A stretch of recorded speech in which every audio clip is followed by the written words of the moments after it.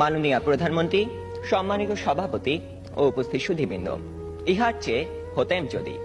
অনেক কিছুই তো হতে ইচ্ছে করে, কিন্তু বাবার অত্যাচারে কি কোনো কিছু করার বা হওয়ার সত্যিই জো আছে? এই তো কদিন আগে বাসার সবাই মিলে নাটক দেখতে বসেছে। আমিও পরিবেশের গন্ধ শুকে আস্তে আস্তে এগোচ্ছি কোন রকমের দর্শকের সারিতে জায়গা দখল করার জন্য। অমনি বাবা গুরুগম্ভীর কণ্ঠে আদেশ জারি করলেন, দুদিন পরে তোমার পরীক্ষা, এখন তোমার এসব নাটক ফাটক দেখা চলবে না।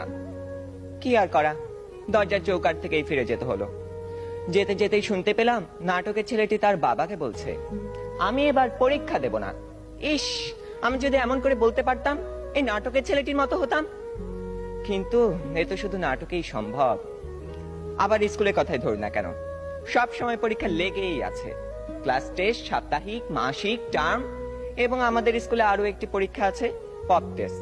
অর্থাৎ বলা নেই কওয়া নেই, স্যার ম্যাডাম ক্লাসে এসে দুম করে বললেন, তোমাদের পরীক্ষা নেব। কি জ্বালা, এমনিতেই পরীক্ষার ভয় বাঁচি না, তা আবার এই পপ টেস্টের ভয় রাত দিন কাঁটা হয়ে থাকতে হয়।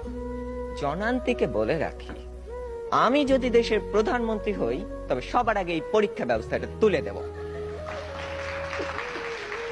এরই মধ্যে একজন বন্ধু ইশারা করলো, এনেছি। বুঝতে পারলাম গতকাল তাকে হুমায়ুন আহমেদের বোতল ভূত বইটা আনতে বলেছিলাম। কোন রকমে পরীক্ষা শেষ করে উঠে গেলাম লাস্ট বেঞ্চে। দুজনে মিলে মজা করে পড়তে শুরু করে দিলাম। গল্পে আছে হুমায়ুন ভূত পোষে, তাও আবার বোতলে করে পকেটে রাখে। সে ভূতের খাবার চাঁদের আলো। ক্লাসের একজন যখন একথা বলে দিল, তখন অঙ্ক স্যার বোতলটা নিয়ে ভূতটাকে এক ঢোকে পেটের ভিতর চালান করে দিলেন। অমনি স্যারের পেটের ভিতর গুড়গুড় শব্দ উঠতে শুরু করলো, আর তিনি হেঁচকি তুলতে লাগলেন।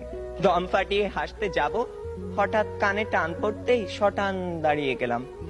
বইটা পড়তে পড়তে টেরই পাইনি কখন ইংরেজি ম্যাডাম চলে গেছেন, আর এসেছেন জমদূত প্রায় আমাদের অঙ্ক স্যার।